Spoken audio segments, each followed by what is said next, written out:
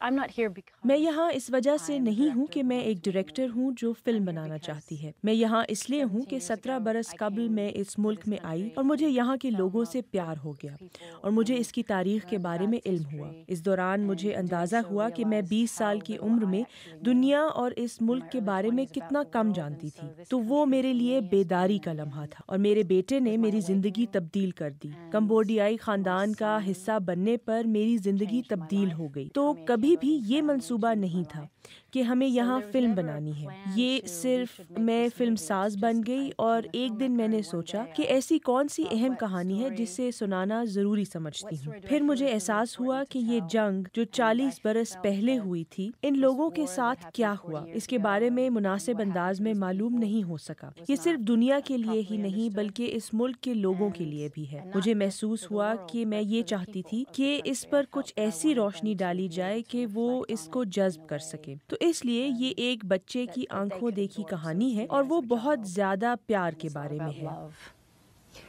کیا آپ سمجھتی ہیں کہ یہ قوم اس کے لیے تیار ہے؟ میں پر امید ہوں. ہاں اب میں ہوں، پہلے نہیں تھی. جب میں نے پہلی بار یہاں آنا شروع کیا تھا تب سے بہت کچھ تبدیل ہو گیا ہے. 15 سے 20 برس قبل جب بہت سے لوگوں نے اس بارے میں بات کی. آپ جانتے ہیں کہ جب سے یہ ہوا تو اس وقت بہت لوگ تاریخ سے انکاری رہے یا کہتے رہے کہ یہ اتنا برا نہیں تھا. یقیناً بہت سے لوگ اسے بھولنا چاہتے ہیں یا صرف یہ جنگ کی ہولناکی ہے. یہ دلچسپ ہے. آپ نے کہا کہ یہ وہ ملک ہے جس سے آپ کی ذاتی زندگی کا بھی بڑا حصہ جڑا ہے. کیا آپ سمجھتی ہیں کہ یہاں کئی طریقے سے آپ کی زندگی مکمل ہوئی ہے؟ آپ کا انسانی امداد کا کام یہاں سے شروع ہوا، آپ یہاں ہی ماں بنی. یہ شاید وہ چوراہا ہے جہاں آپ کی زندگی کے کئی راستے آ ملتے ہیں.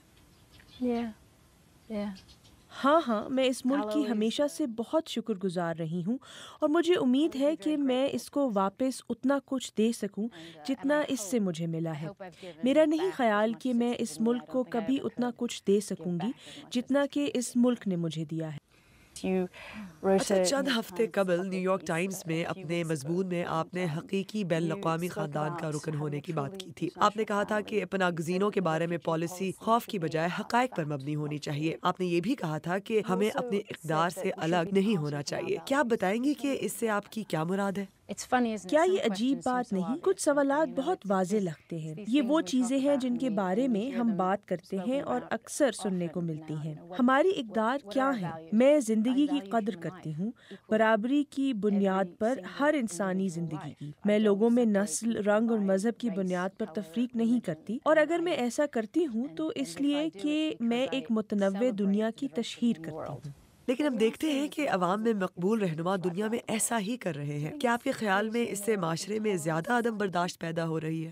یہ ایک پرانا فن فریب ہے اور ہمیں اس میں پھنسنے کی بجائے زیادہ جاننا ہوگا. اور میں نے دیکھا ہے اور دیکھ رہی ہوں کہ یہ بڑھ رہا ہے اور واحد چیز جو میں کر سکتی ہوں وہ اپنی آواز کا استعمال اور دوسروں کی حوصلہ افزائی ہے اور اپنے بچوں کی اس طرح سے پرورش ہے کہ وہ اچھے اور برے کے بارے میں جان سکیں اور انہیں دنیا کی وسعت رائے کا اندازہ ہو اور وہ اس کے تنوع کو قبول کر سکیں اور دوسروں کی عزت کر سکیں. اور میں سمجھتی ہوں کہ ہم سب اب یہ کر سکتے ہیں. ہر کوئی، آپ کا ہر سننے والا اور ہم سب کو اپنے طور پر بہترین کرنا ہوگا. اگر اب ایسا نہیں ہوتا تو کبھی نہیں ہوگا. ہمیں واقعی میں اٹھ کھڑا ہونا ہوگا اور ذی شعور ہونا ہوگا کہ ہم کون ہیں اور ہم کہاں کھڑے ہیں اور ہم یہ جانتے ہیں کہ کیا درست ہے اور کیا غلط.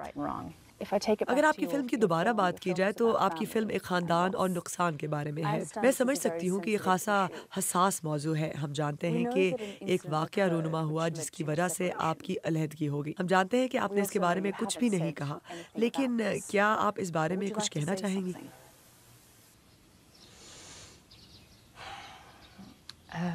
صرف یہ کہ